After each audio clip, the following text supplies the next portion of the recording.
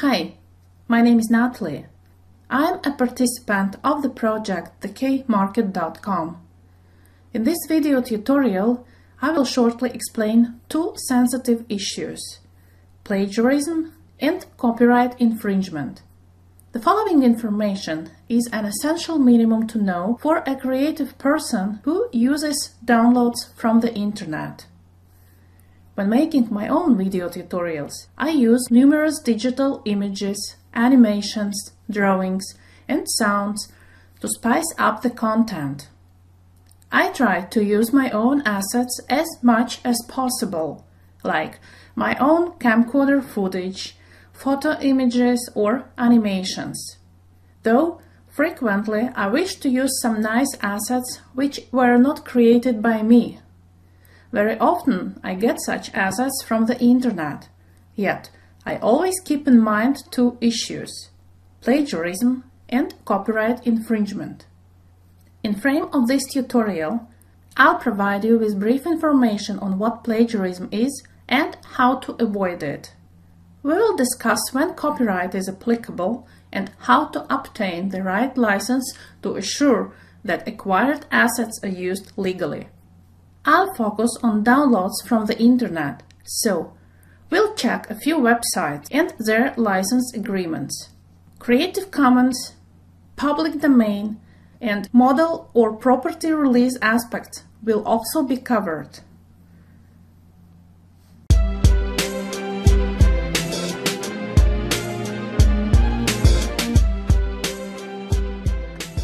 According to the Merriam-Webster Online Dictionary, to plagiarize means to steal and pass off the ideas or words of another as one's own. To use another's production without crediting the source. To commit literally theft. To present as new and original an idea or product derived from an existing source. Did you notice that I avoided using plain words? To plagiarize means, but I used another expression instead. According to the Merriam-Webster Online Dictionary, to plagiarize means... Why? Well, I attribute it to the source. If I do not credit Merriam-Webster Online Dictionary as the original source of the definition, I might be accused of plagiarism, because I used an exact extraction of words from that dictionary in my work.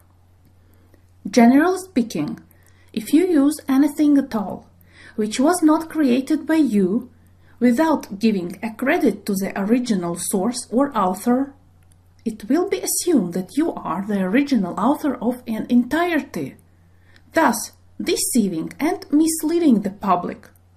That would qualify as plagiarism.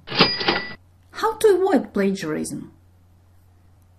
Give a credit to the original author and source if you use someone's ideas, exact words, or creative products. Creative products, however, may bring you additional worries. Explanation is coming just in a few seconds. Well, you may ask, I cite, quote, attribute to the original author and sources of used images, music, videos. So, am I out of any trouble? In fact, you are not. Why? Ask yourself, am I allowed to use this image, portion of video, or soundtrack for my own project? While using another's creative products like video clip, map, music, painting, photograph or image, architectural drawing, sound recording or motion picture, and regardless of doing your best in crediting the author and source, you still might get into trouble. Copyright infringement. It can happen if you use copyright-protected assets without authorization. Copyright infringement, or in other words violation, can cause serious legal consequences. Term plagiarism is mostly used in academic environment, where plagiarism can lead to dishonor or expulsion, while copyright is purely legal term, and copyright violation cases can end up in court.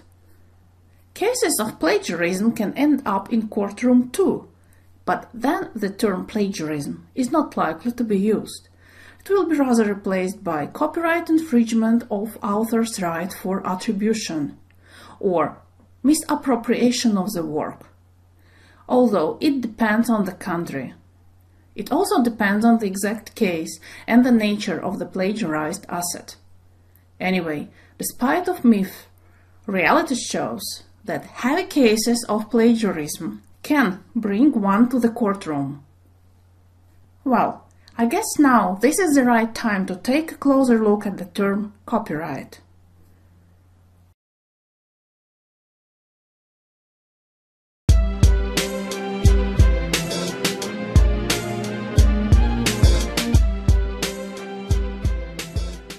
According to the Merriam-Webster Online Dictionary, copyright is the exclusive legal right to reproduce, publish, sell, or distribute the matter and form of something as a literary, musical, or artistic work.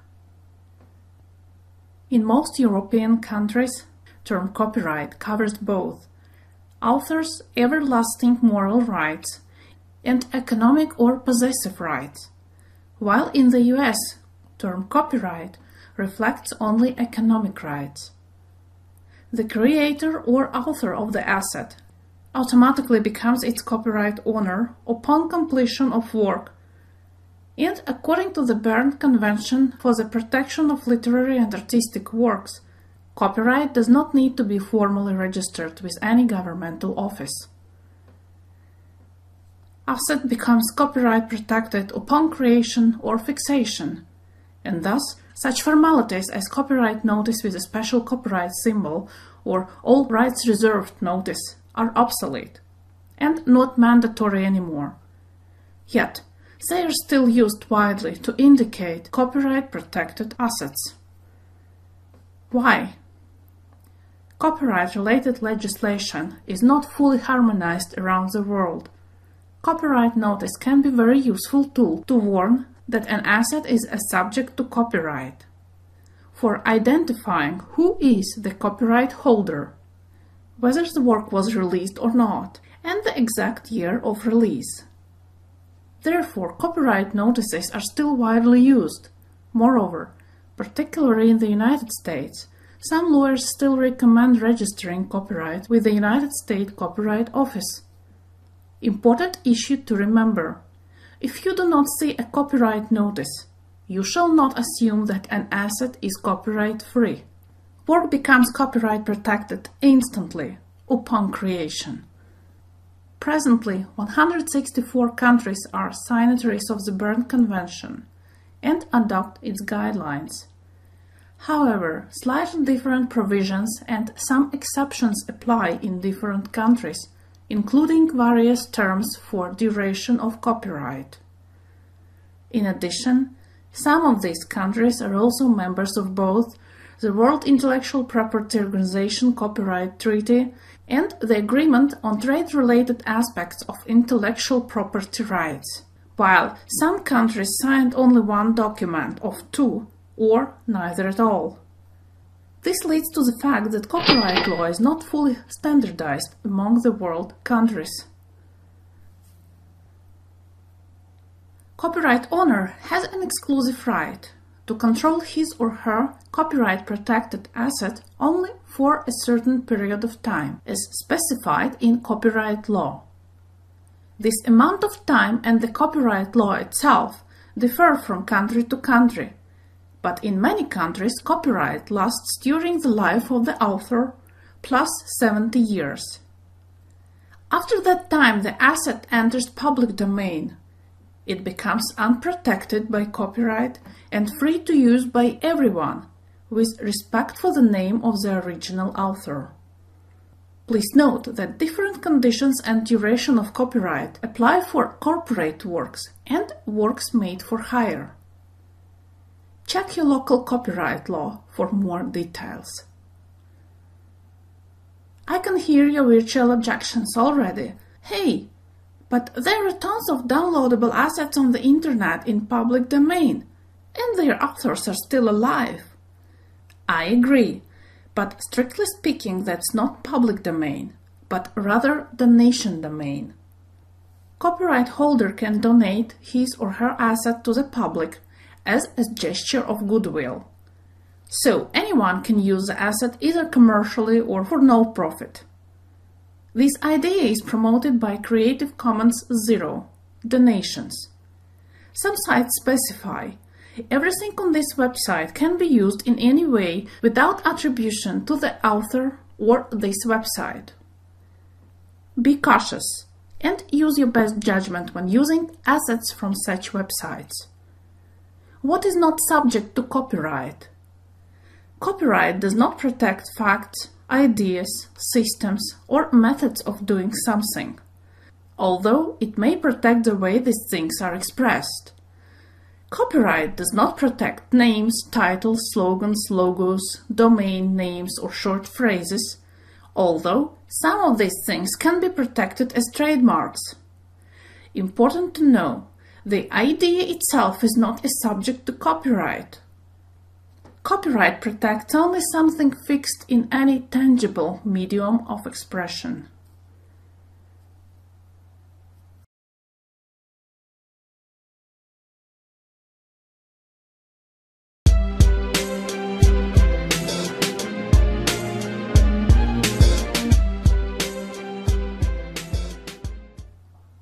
What can copyright owners do with their exclusive rights? Copyright owners can license, transfer, or assign their exclusive rights to others under specified conditions or against remuneration. Copyright can be sold or granted permanently or for a certain period of time, completely or partially, worldwide or regionally. Licensing and agreement methods broadly vary and depend on such factors as complexity of asset, intended purpose of use, quantity of copies, and other factors. No one shall use copyright-protected assets unless authorized to do so by the copyright holder. Permission must be always obtained, except for fair use occasions. What is fair use? Fair use means that no permission needed for limited use of copyright-protected material. Fair use is specified in the respective country's copyright law and may be different from country to country, but some examples of the fair use include commentary, criticism, parody, news, research, teaching, library archiving, and scholarship. While European countries offer distinct and explicit fair use categories in their legislation, United States copyright law is less precise. It explains that the use of a copyright-protected work for purposes such as criticism, commentary, news reporting, teaching, including multiple copies for classroom use, scholarship, or research, is not an infringement of copyright. Although, in determining whether the use made of a work in any particular case is a fair use, one shall consider four-factor balancing test: character of the use, nature of the work, amount and substantiality, effect upon work's value. This four-factor balancing test is also used by the United States Court. Sometimes fair use could be confused with non-commercial use, and people ask, does it bring me on the safe side if I use assets non-commercially? Non-commercial use of copyright-protected asset neither bring you on the safe side nor guarantees legitimacy. Non-commercial use of the asset still requires authorization, as non-commercial does not necessarily means fair, and vice versa. For example, you edit your homemade video with intention to upload the final product on YouTube. Alongside with your own video footage, you use audio recording of your favorite rock group as background music and few images that you randomly found on the internet. Your favorite group audio recording comes from legally purchased CD. Naturally, you credit authors and sources. Finally, you edit, produce and upload your video clip on the internet. Would it be okay? It is not, unless you can prove that you have proper licenses for used images and music. You may argue, but I do it for fun, with no commercial intentions, and I credit the original author by providing both name and link. Music comes from a legal CD. It doesn't matter. Since music and photos are subject to copyright, you are not allowed to use them without permission or proper license. Make derivatives, here I mean background music, or further distribute them, here I mean uploading your final video on YouTube.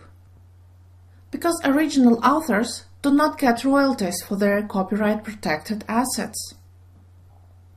Now you may ask, well, I don't have any licenses. What could happen if I complete my project anyway and upload it? Speaking in terms of copyright, if you use unauthorized assets, you still may get away with it.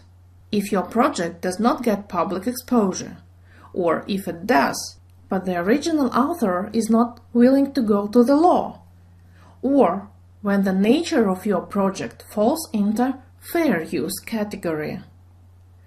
Perhaps sometimes risk is acceptable, though I advise you to use assets properly. What about YouTube? What can I say?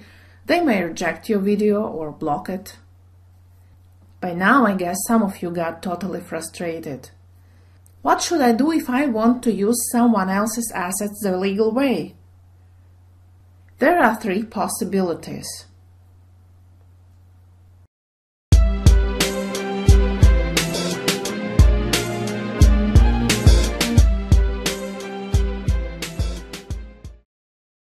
You can contact copyright holder directly, explain how you are willing to use the asset, and negotiate license conditions. It is enough to get written permission and use the asset exactly the same way as you got authorized. If you think of that as of too much trouble and necessarily involving remuneration, you will be surprised to learn that this is not always the case. There are two factors involved: whether or not you succeeded in reaching the original author, and for what kind of project you want to use an asset. For example, when I made advisor video about Zillertal skiing resort, I found it crucial to include Valley's area map to illustrate my presentation. The image was found on Zillertal official website. I contacted them directly, explaining how I wish to use their image, and that my final video presentation will be available for the public. Shortly after, I received their written permission. No charges. The outcome was definitely worth asking. You might argue, hey, get real! Big stars are not answering thousands of inquiries for using their music or other creative products. And I'll say, of course they are not. Check their official websites for the point of contact, like manager, administrator, representing recording company, or check out the possibility number 2. You can submit an inquiry to a certain collective rights management organization and get a license for using published work. Naturally, you would have to pay royalties according to their rates. That's unavoidable. For example, let's check situation with music recordings. Depending on the purpose of using them and featured artists, in the United States you may apply to the numerous performance right organizations, like the American Society of Composers, Authors and Publishers, the Society of European Stage Authors and Composers, Broadcast Music Incorporated, or Alliance of Artists and Recording Companies. If they do not represent certain artists, they may redirect your inquiry to the respective recording company or merely help you with advice. Important info for video makers. If you intend to incorporate music into motion picture, you should obtain special synchronization rights, always, and master use license in case of using certain already existing sound recording. Collective rights management organizations usually do not deal with synchronization rights or master's licenses. You should contact the author and recording company directly. Be prepared paying royalties. Complicated? Well, this rather expensive option might be the only way to use big stars' recordings in your video legally. Think about it if you intend to use any recording as background music for a movie, show, trailer, or your video tutorial. Big and famous usually do not allow using their music for amateurs in low-budget projects or home videos. Well, is there any other possibility? For using something created by big and famous? No. Nevertheless, possibility number 3 provides a great alternative. You can find and download royalty-free assets for free or for a certain fee directly from the internet. Keywords for search: royalty-free, public domain, Creative Commons. I already mentioned the term public domain earlier. Term Creative Commons will be explained later in my presentation, when I'll cover websites review. Now, let me introduce royalty-free.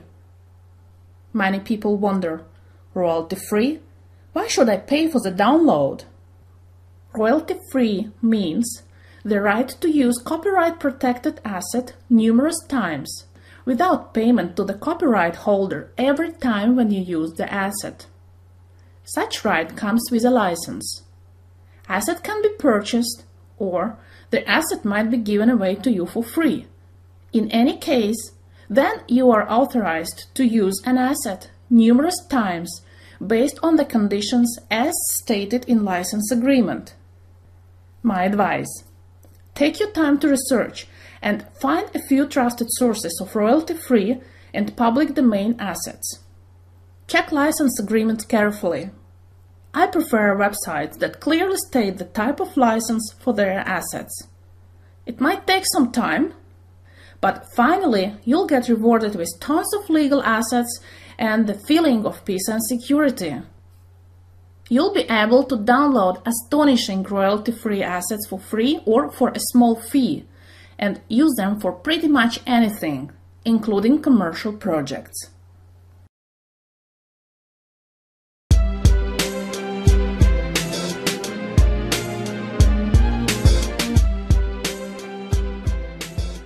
Now, I want to challenge you. Let's imagine you need a nice photograph of a woman in an office setting. You want to use that image for your small business web page and as a cover picture on 100 printed booklets. You happen to download an awesome picture from stock photo website completely for free. The license allows broad variety of commercial uses, including your intended one. So, would that be enough and you're good to go, or is there anything else missing? The answer is, if the face on a photograph cannot be positively identified, no worries. In this particular case, model release is required. You should check whether or not this particular photograph has model release notice available. If it does, you're good to go. Therefore, here is my next advice. Be careful when you use images or video clips that depict people or property, especially if you intend to use them for commercial purposes. Choose only those images and videos that have model or property release notification available. Model release is a legal document signed by a person from the photograph or video, granting permission to publish and use photograph or video under agreed conditions. Professional photographers usually ask photographed models to sign model releases, because later on it helps photographers to sell their photos much easier to the publishers. Remember that the publisher of the photograph or someone who uses the photograph needs this document, not a photographer himself, unless, of course, A photographer is also the publisher.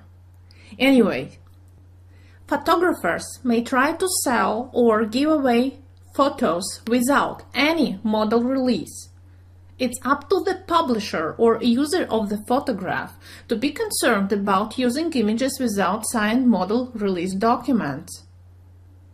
While model release sign models or minor models parents, property owners sign property release. This procedure applies when the object of the photo or video is property. Premises, buildings, logos, trademarks, monuments, design objects, applied art objects, and so on.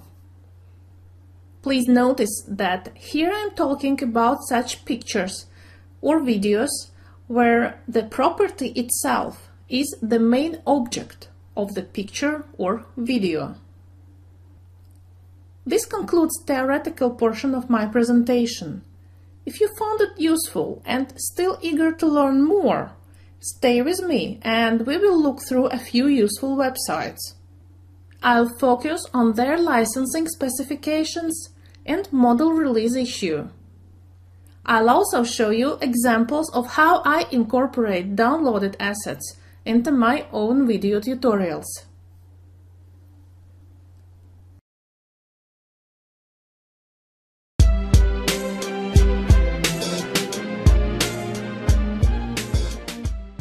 What I'm looking for on the internet. Considering the nature of my video projects, I am restricted to selecting either public domain assets or such assets that come with most permissive and accommodating licenses, like Creative Commons Zero, Creative Commons Attribution, or any other type of license allowing me commercial use and derivatives. Why that? Well, I might get paid for my video tutorials. I may upload my video tutorials on a website which runs ads, and thus my video tutorials can become a part of a commercial project. This means that downloaded assets require authorization for commercial use. When I create my video presentations, I could crop downloaded images, Photoshop them or partially obscure with text, and incorporate in slideshow.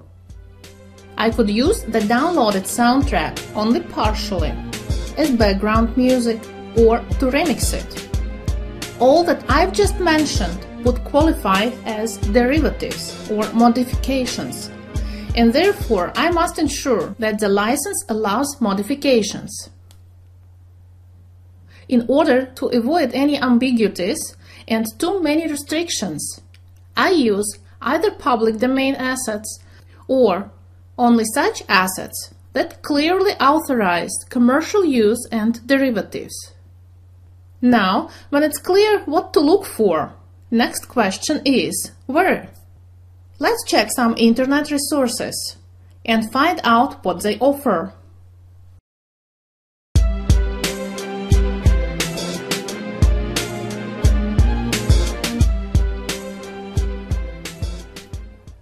One of the most popular stock photo websites is sxc.hu. All pictures on this website are royalty-free and can be downloaded free of charge. It is easy to navigate here.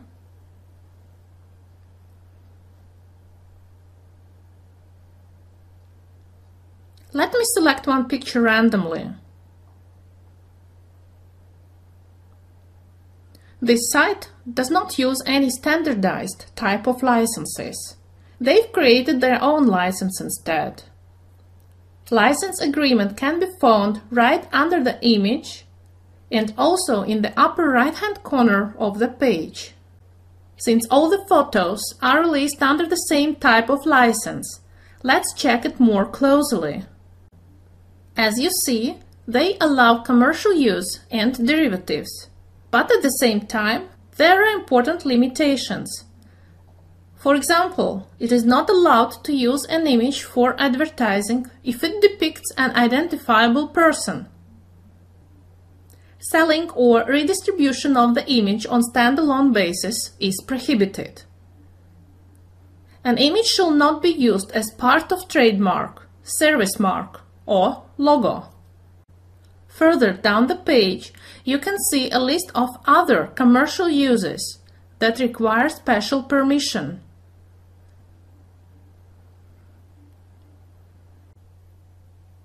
After reading the text, I know that their license conditions fit my video tutorial very well, and I can use selected photo. Am I good to go, or there is something else? In fact, there are two more things. Firstly, I always check restrictions field below the image. Alongside with standard limitations, some additional requirements may apply. Here you can see that the author must be notified and credited. Or it can happen that the author must be only notified. It can also state that written permission is required. Or this field can stay blank. For my video tutorials, I prefer downloading pictures with no additional restrictions. That is, when this field stays blank. Secondly, I must check model or property release notice for photographs with identifiable humans or property. It can be found on the right-hand upper corner of the page.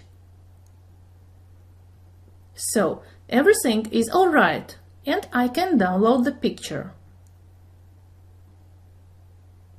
Once I got used to it, sxc.who became one of my favorite websites.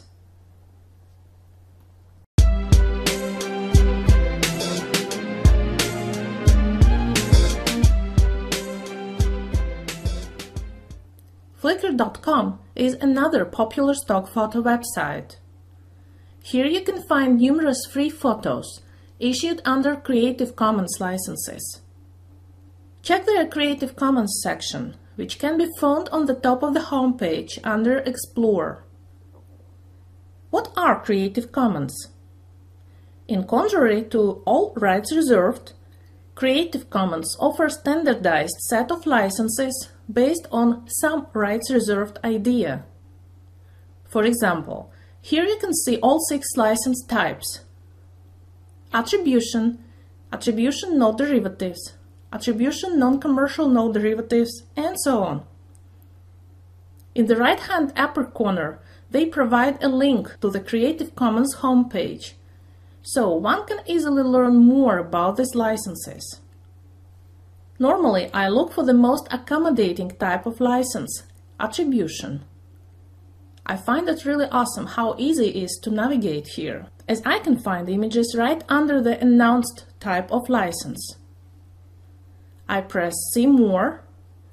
Here I can refine my search, but for now I will simply pick up a random image which contains a person or a group of people. Let's choose this one. I do it intentionally, as I wish to check model release availability. Here we go.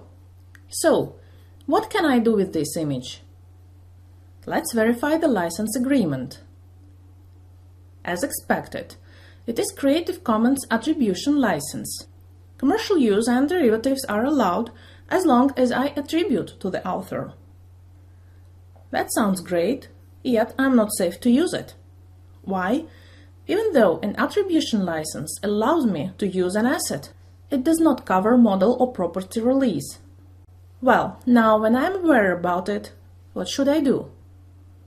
I return back to the photograph and carefully check the web page once again. Maybe I missed model release notification. No, there is none. Now I must contact an author to verify if model release is available. This is a bit too much of a trouble for me, as I need this photo straight away. In this case, I would rather find something different on another website, or download a professional photo for a little fee. Model release availability is the only obstacle on Flickr's Creative Commons section.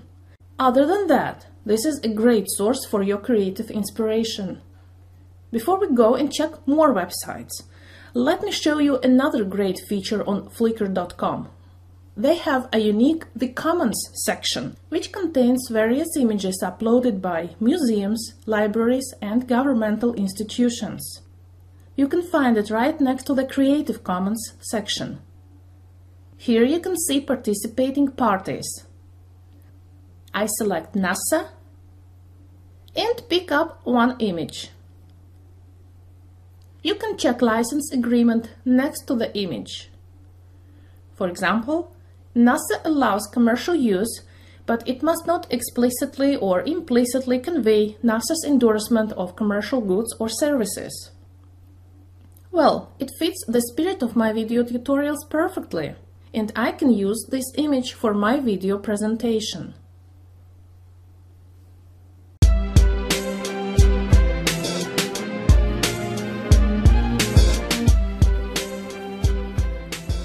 Another amazing free photo website is morphfile.com. They offer qualitative, high-resolution pictures. Let's pick up one picture. Now, check the license. I really like the clarity and consistency of statements in their license agreement. I use their photos quite frequently, except for those photos which require model or property release. Morphfile.com does not deal with this issue at all, and they clearly state it on their website. You can check it in Frequently Asked Questions section.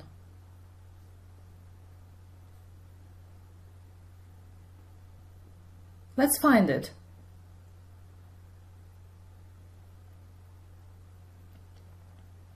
Here it is. So, as you see, I am authorized to use this beautiful picture for my project. But, on the other hand, it doesn't guarantee model release availability. Surely I can contact the author at any time and negotiate model release issue. Regardless of this little disadvantage, I still admire morphfile.com for the opportunity to enjoy and use their highly quality photography in my projects. I wish to conclude my review by the reference to one more website, artistserver.com. Here you may download and use sound recordings legally. The website uses standard Creative Commons licenses, which makes it very easy to use. I navigate to the Music section. Here, in the upper right-hand corner, you can see a very useful tool, a license filter. I guess you're already familiar with the terms on the entire list, aren't you? Though, public domain section sounds intriguing to me, especially since I know that only a few music recordings are truly public domain, and they are hard to find. So, let's check. Can you see the inconsistency? Look here. Despite of claiming that an asset is in public domain, there is a note. Contact the artist if you plan to use their music. Well, in my opinion, that's an interesting interpretation of public domain and very confusing. Contact for what? For notifying? For permission? Or just for casual, "Hi, how are you doing?" I wouldn't recommend you to rely on this section of the website as truly public domain. Other than that, artistserver.com is a very nice music resource.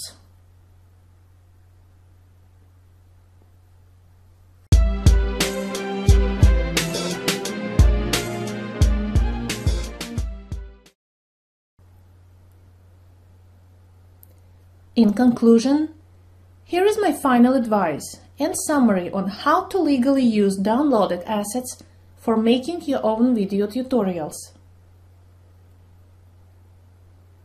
Do not use images taken directly from search engines like Google or taken from random websites.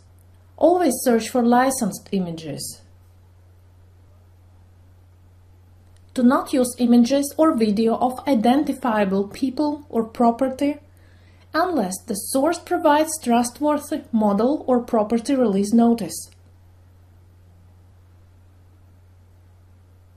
Use public domain assets with great caution.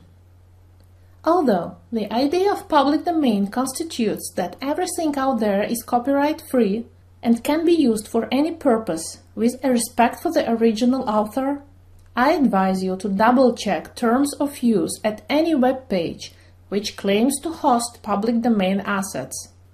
Many of them are not fully trustworthy, especially public domain sound recording websites. Here are a couple examples. In my opinion, websites like OpenClipArt, Gift Animations, Morguefile, and Pixabay are bright examples of donations encouraged by Creative Commons Zero.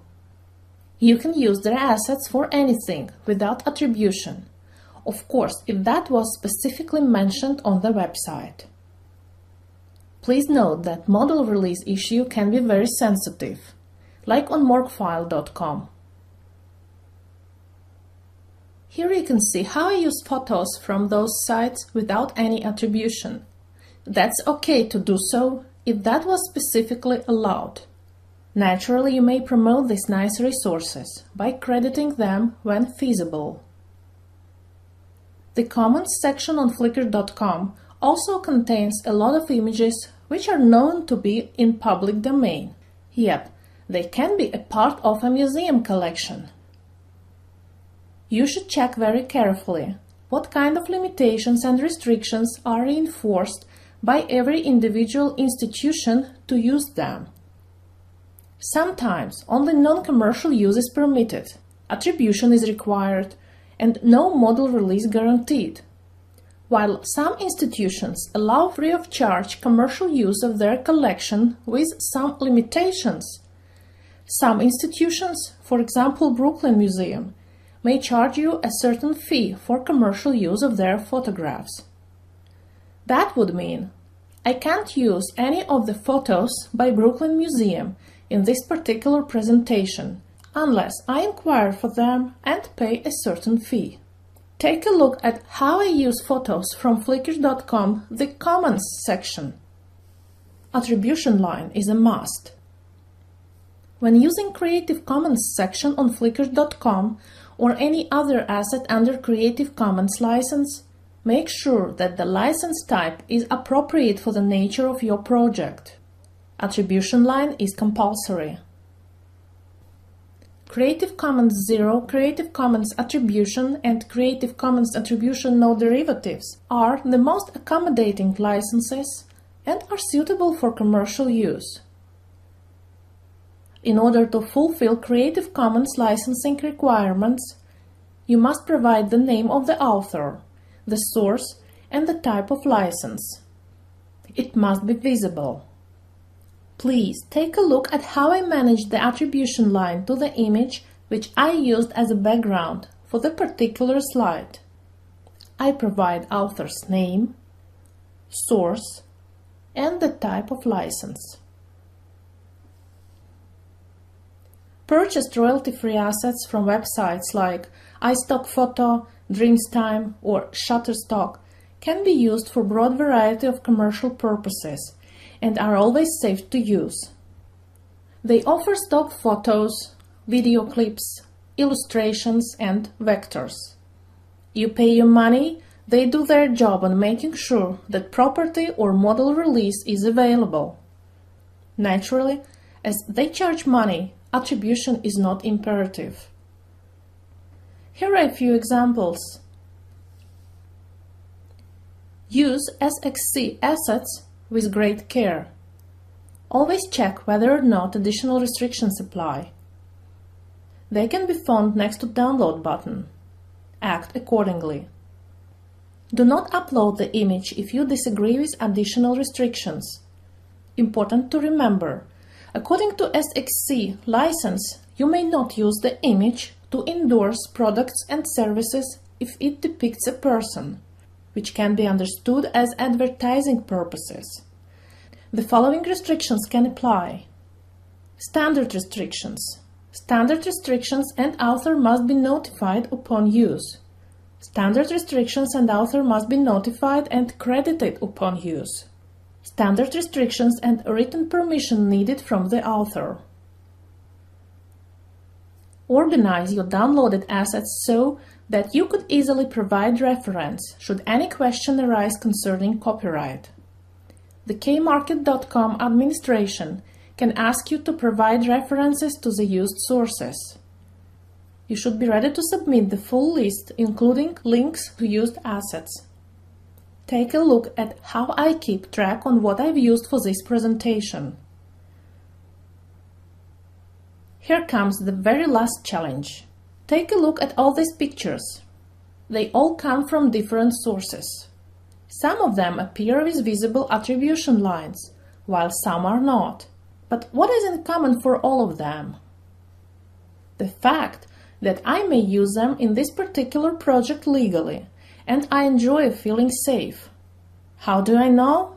I read licenses very carefully and act accordingly. I keep track of sources that I use. The first two images are purchased from iStock Photo. Red balls are from Dreamstime free section with standard restrictions. The picture for a slide background comes from Pixabay, and City at Night is by Morphfile. Abstract and Blue from SXC. And finally, the yellow rose comes from Flickr Creative Commons section and the Earth from Flickr The Commons section. For the last two, visible attribution lines are mandatory. I hope you enjoyed learning new things. I wish you to succeed in your creative pursuits while always staying perfectly legal. Your comments, questions, or remarks will be highly appreciated. Bye-bye.